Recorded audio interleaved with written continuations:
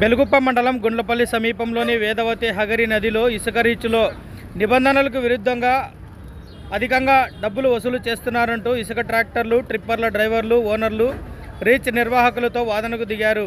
మంగళవారం ఉదయం 10 గంటల నుండి ఎక్కడి వాహనాలు అక్కడే నిలిపివేశారు. దీంతో రీచ్ వద్ద వందలాది వాహనాలు భారీగా నిలిచిపోయాయి. రీచ్ కాలపరిమితి ముగిసిందని, అదనంగా డబ్బులు వసూలు చేస్తున్న నిర్వాహకులపై చర్యలు చేపడతామంటూ సెబ్ విభాగానికి సిఫారసు కూడా చేశామని స్వయానా జిల్లా కలెక్టర్ గౌతమి సోమవారం రాయదుర్గం పర్యటనలో వెల్లడించారు.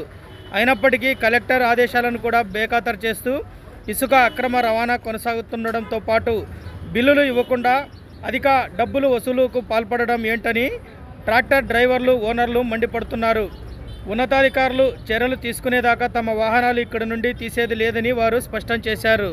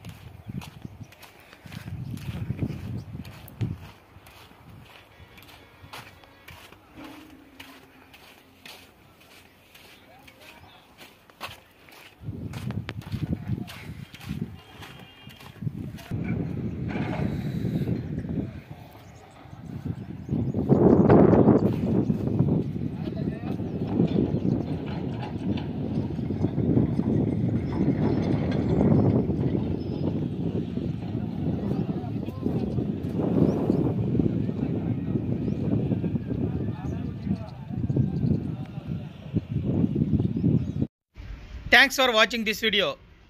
ఈ వీడియో మీకు నచ్చినట్లయితే లైక్ చేయండి, షేర్ చేయండి, సబ్స్క్రైబ్ చేసుకోండి. మన రాయదుర్గం ఆర్డీజీ న్యూస్. మా లేటెస్ట్ న్యూస్ అప్డేట్స్ కోసం నోటిఫికేషన్లు రావడానికి బెల్ బటన్ని యాక్టివేషన్ చేసుకోండి.